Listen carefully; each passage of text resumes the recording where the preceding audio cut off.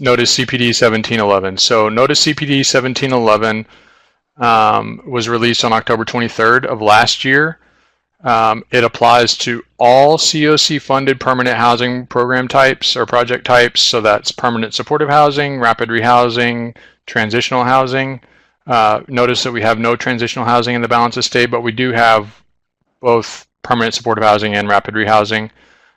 Further, right, there is a difference between rental assistance component type, permanent supportive housing, and leasing component type, permanent supportive housing. There are different rules that apply to both. So this notice actually clarifies the procedures for calculating utility allowances for all of those project types. It also clarifies how utility reimbursements are made, what documentation must be maintained by the project, and which budget line items may be used to pay utility reimbursements. So as we're having this conversation today, there are some kind of distinctions that we need to make in terms of definitions. So when we're talking about participants today, we're talking about the household enrolled in the COC project, whether that's an individual or multiple individuals. So if it's 5 adults and 7 kids or 1 adult, as long as they're, if they're enrolled in the project as a household, they are, for today's conversation, going to be a participant. In addition, right, what I call a utility allowance, HUD in the notice calls a reasonable monthly utility consumption amount. That's a mouthful, so I like to just call it a utility allowance. The utility allowance is the amount of utility assistance that the household is eligible for. This amount is determined by the COC project. It is also used when the COC project is determining rent reasonableness and a participant rent portion, or if you're a leasing project, when you're determining a participant's occupancy charge.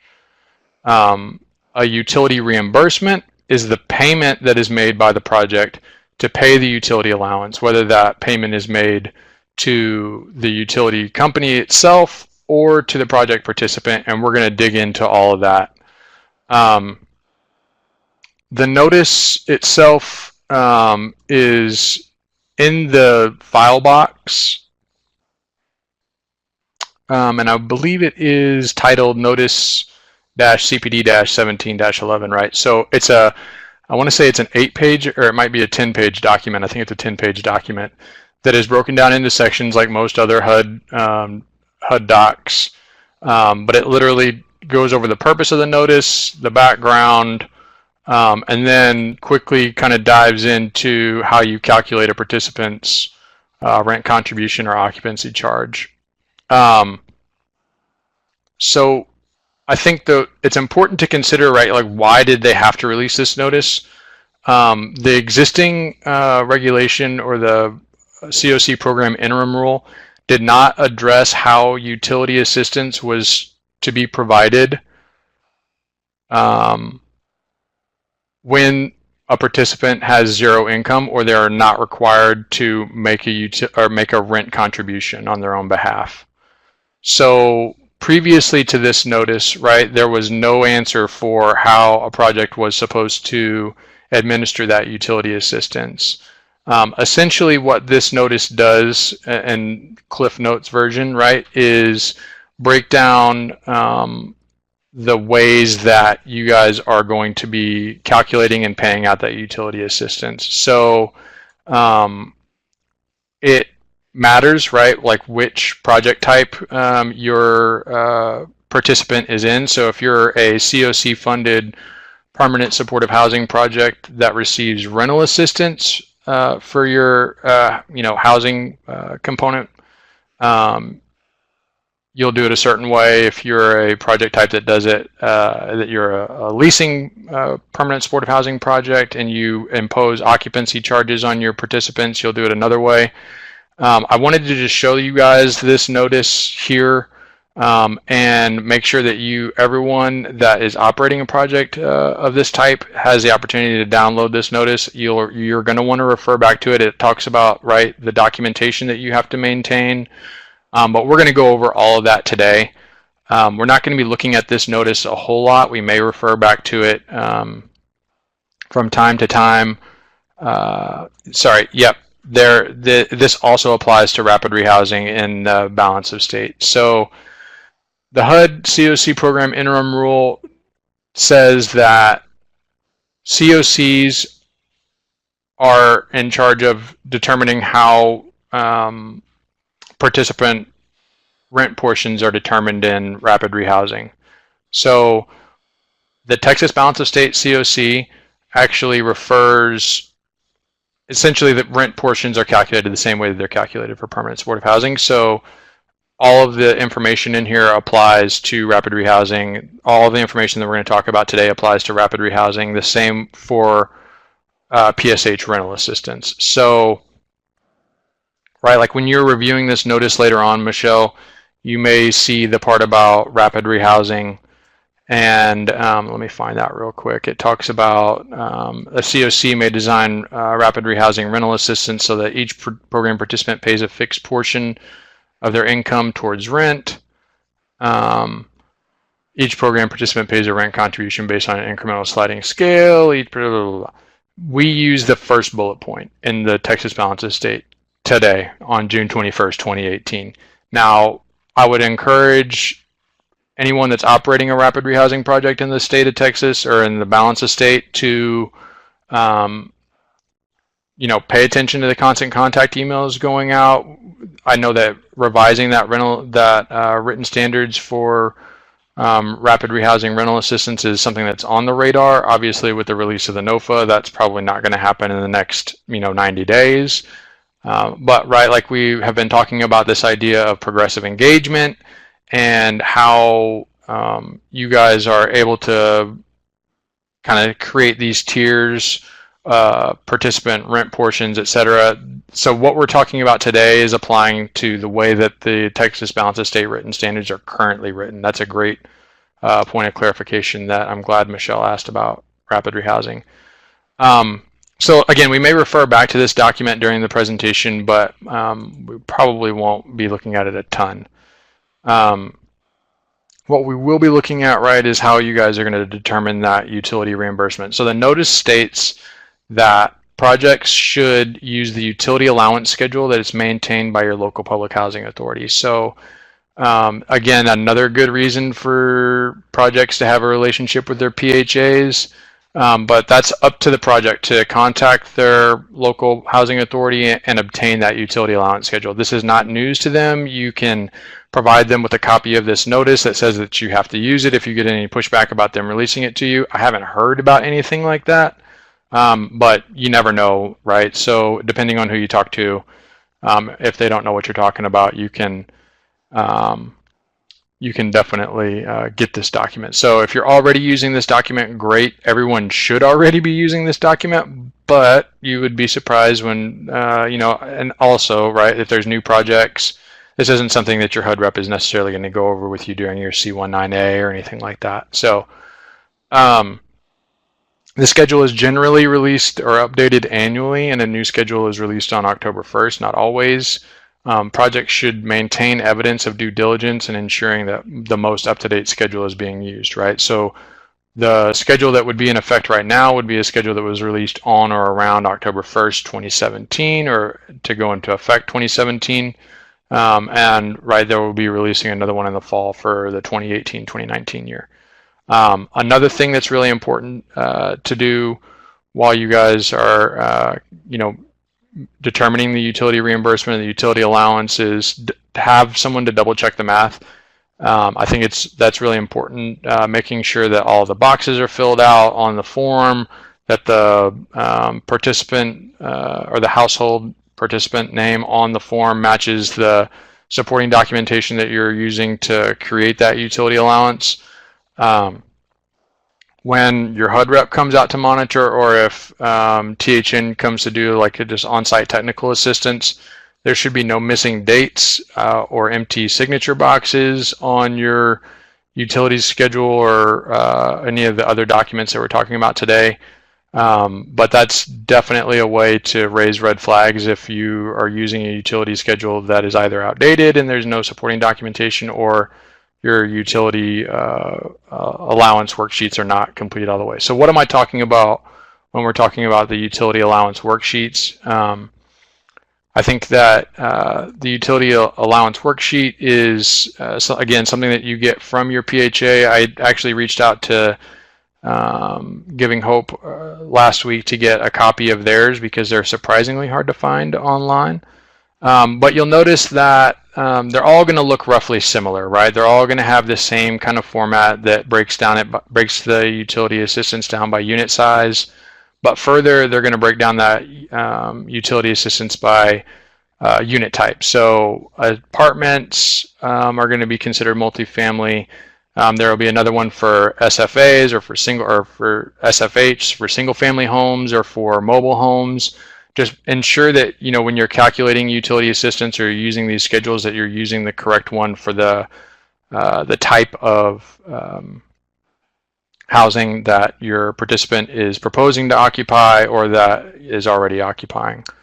You'll notice that on this particular utility schedule, there's nowhere or there are no reimbursements for bottle gas, and I believe that's because of the housing type, or maybe that there are no units using bottle gas in Denton, Texas. I don't know. You may have information on the schedule that you get from your PHA, but it's up to you again to make sure that you're using the correct line when you're calculating this utility assistance. So where do you get this information from? I'm going to show you guys a sample lease doc that I created for myself that will show you specifically on a standard TAA lease where this information exists, right? So on number 7 of a standard TAA lease, it indicates which utilities and services that the landlord will pay for. So in this particular hypothetical situation, the landlord's paying for gas, water, wastewater, not paying for electricity, but paying for trash and recycling and stormwater.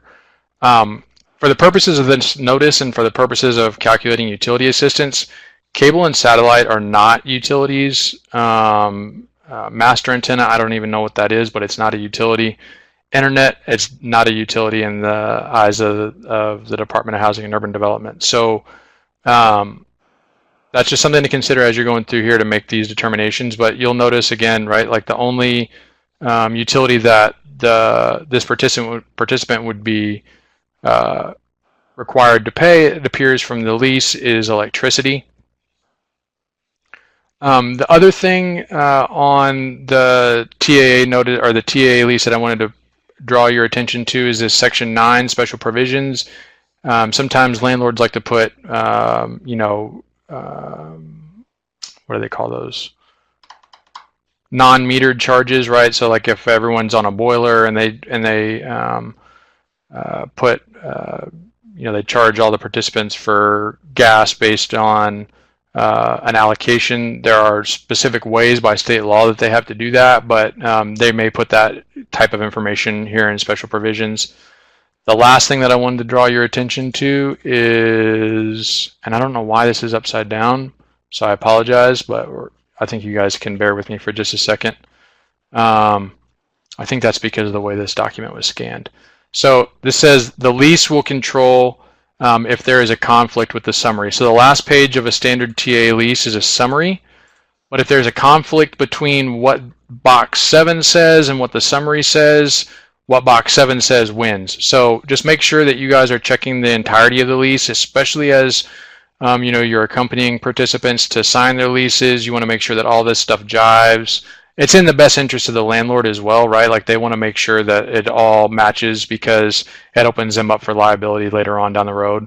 But the point of this conversation right now is to determine which utilities we'll use to calculate the assistance. So I'm going to stop sharing that. I wish I could share both of these at the same time, but I can't. So you'll notice, right, that for this multifamily unit, electricity for heating, the participant would get $6.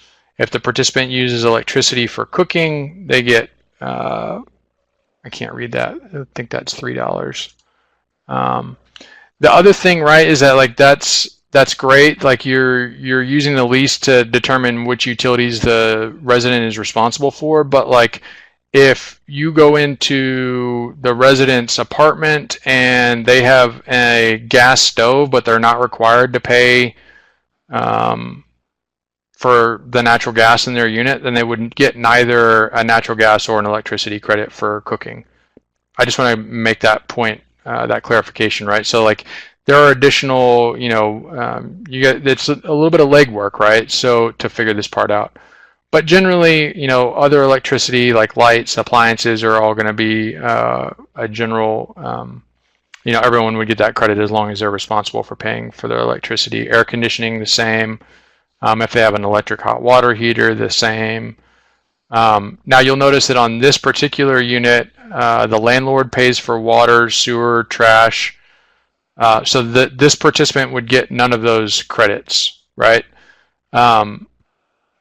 The other thing that I see sometimes whenever I'm reviewing people's utility schedules that are completed is folks getting credit for microwaves and refrigerators. So if your participant rented a unit that came with a stove, they do not get a $10 credit for installing a microwave in the unit. If your participant rented a unit that came with neither a stove or a microwave, then they would get a $10 monthly credit for installing one of those items in the unit.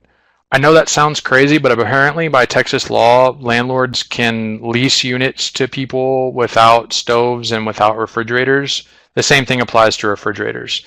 So if the only way that your participant should be getting a credit for either one of those things is if they literally purchased and installed that into the unit. I would highly encourage you to think critically about leasing or encouraging your participant to lease a unit that doesn't come with the stove or refrigerator. But apparently it happens. I've never seen that in the decade I've been doing this. The other thing, right, are these service fees. So if your participant is responsible for electricity, they would get an $8 service fee.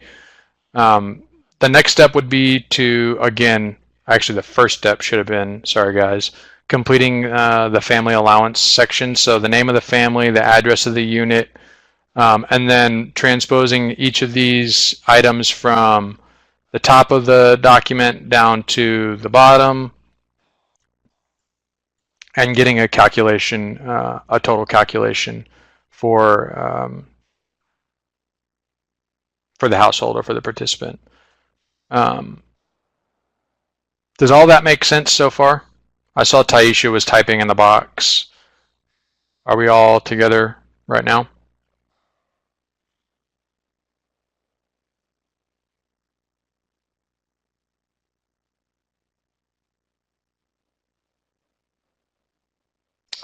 Right. Yeah, that's fair. Yeah. So for the purposes of this slide, right, like they would get credit for that $8 utility electric fee.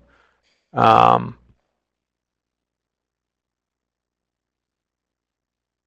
okay. No, that's fair. Like this is really, it's complex to talk about, I feel like, and it's complex to explain to other people. So if you guys have questions, this is what this webinar is. That's literally why we're here today. So where is the service fee box located? It may be different in your PHA. Your PHA may not give allowances for service fees, but typically on a utility bill, there will be something like a monthly service fee, or a customer service charge. They may not call it a monthly electric fee or monthly gas fee on the utility bill. But again, that was something that would have to be, a part of the utilities. So Susan asked, do we use a form like above? Yes. So this is a copy of the Denton Housing Authority's utility assistance schedule. So every COC project in the state or in the balance of state should contact their local PHA to receive their own schedule like this. It's going to be different in every town. These dollar amounts in Denton are not going to be the same as Laredo, or not going to be the same as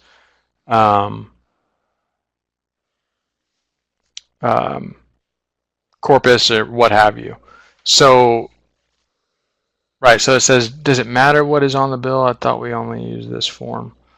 I mean, my understanding, right, is if like your participant's not paying it, they shouldn't get an allowance for it. Does that make sense, Taisha?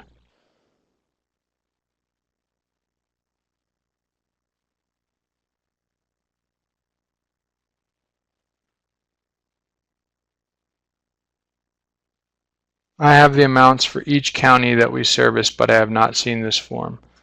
So, right, so again, Susan, this form is coming from the Public Housing Authority in Denton. Yours may look a little bit different, but, and I'm totally drawing a blank on where safety is right now. But you should be, right, so Mount Pleasant, you may be using the Longview Public Housing Authority utility schedule, which may look a little bit different from the Denton Housing Authority's utility schedule, but they should have something very similar to this.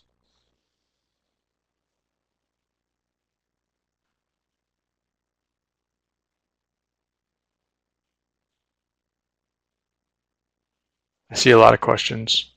This is good.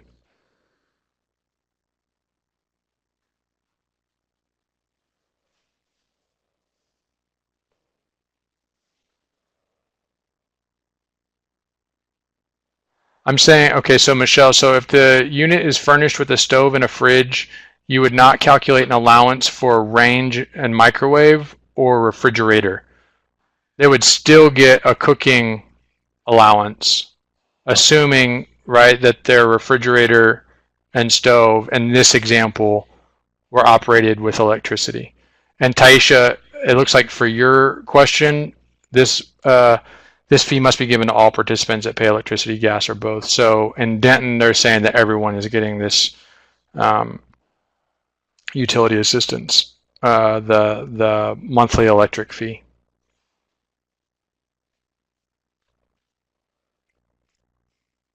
So Michelle, right? Does that make sense?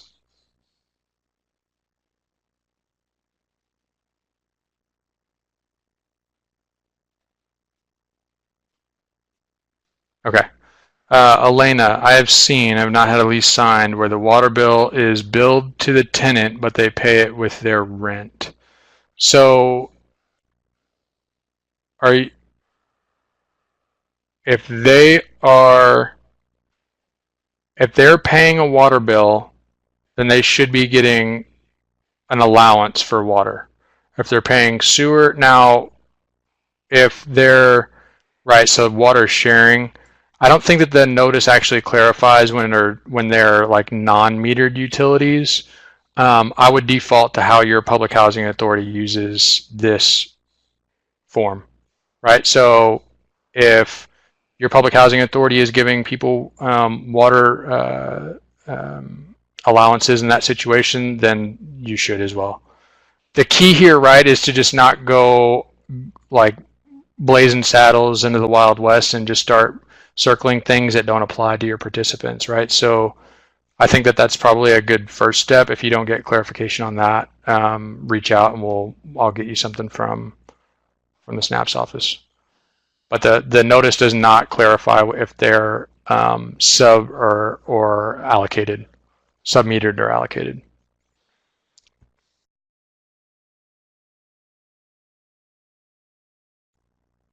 Looks like Catherine's got a question, so we're going to hang on this slide for just a second.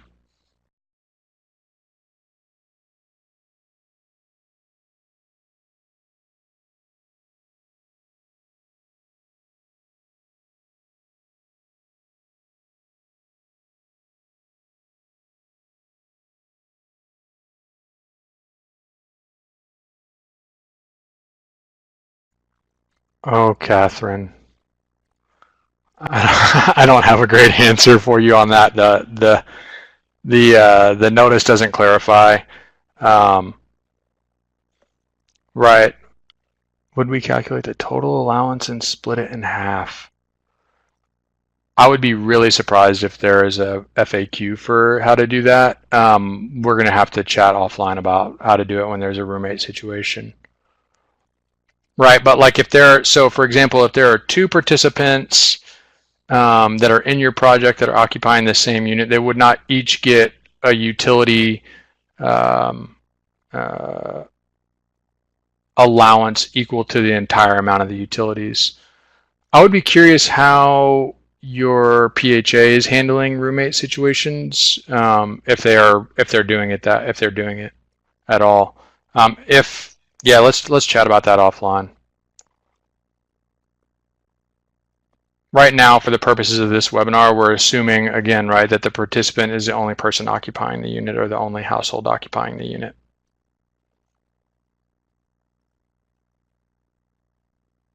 Oh, if they're both on one lease, then they would be paying one rent amount. Let's talk about this offline.